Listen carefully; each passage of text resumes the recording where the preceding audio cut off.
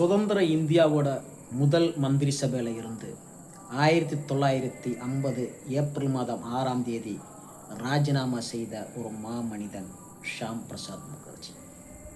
1947 இந்தியாவுக்கு சுதந்திரம் கிடைக்கும் போது ஜவஹர்லால் நேரு தலைமையிலான மந்திரி சபை அமைக்கும் போது அதில் 15வது மந்திரியாக வணிகம் மற்றும் தொழில் பிரிவில் பணியாற்றிய ஷாம் பிரசாத் முகர்ஜிக்கு எப்போதுமே தேசத்தோட ஒற்றுமையும் கொள்கையும் மீதுதான் அவர் இருந்தார்.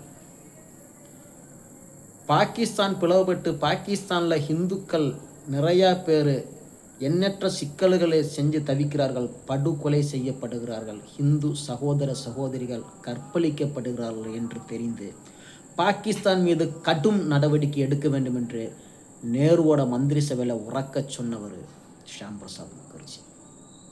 கடும் நடவடிக்கைகளோட நயதந்திரமான பேச்சுவார்த்தையில் இதுக்கு தீர்வு காணுவோம் என்று அன்னைக்கு அறக்கழிச்ச நேருவை எதிர்த்து பேசக்கூடிய ஒரு துணிச்சல் கொண்ட ஒரு மந்திரி ஷாம் பிரசாத் முகர்ஜி.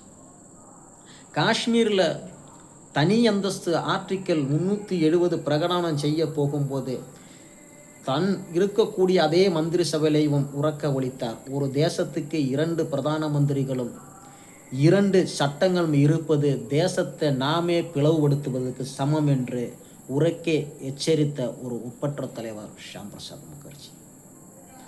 1950 ஏப்ரல் மாதத்தில் ஜவஹர்லால் நேரு உலக அரங்குகளில் லயாகத் கரார் என்கிற அந்த உடன்படியை எழுதி கொடுக்கும்போது அந்த உடன்படி கராரில் பாகிஸ்தானுக்கு எதிராக இருக்கக்கூடிய குற்றங்களில் ஹிந்துக்கள் அவமரியாதையாக நடத்தப்படுகிறார்கள், ஹிந்துக்கள் கொல்லப்படுகிறார்கள், ஹிந்துக்கள் பெண்களின் மானபங்கப்படுத்துகிறார்கள் என்று அந்த கராரில் இல்லை என்ற ஒரே ஒரு காரணத்துக்காக 1950 ஏப்ரல் மாதம் 6ஆம் தேதி தன்னோட ராஜினாமா கடிதத்தை எழுதி கொடுத்து விட்டு துணிச்சலுடன் பாரத தேசத்தை நயிப்பதற்கு ஹிந்துக்களின் ஆதரவு வேண்டும் என்றும் ஹிந்துக்களை காப்பாற்றுவதற்கு ஒரு இயக்கம் வேண்டும் என்றும் பாரதிய ஜனசங் தொடங்கிய ஒரு ஒப்பற்ற தலைவர் ஷாம் பிரசாத் முகர்ஜி.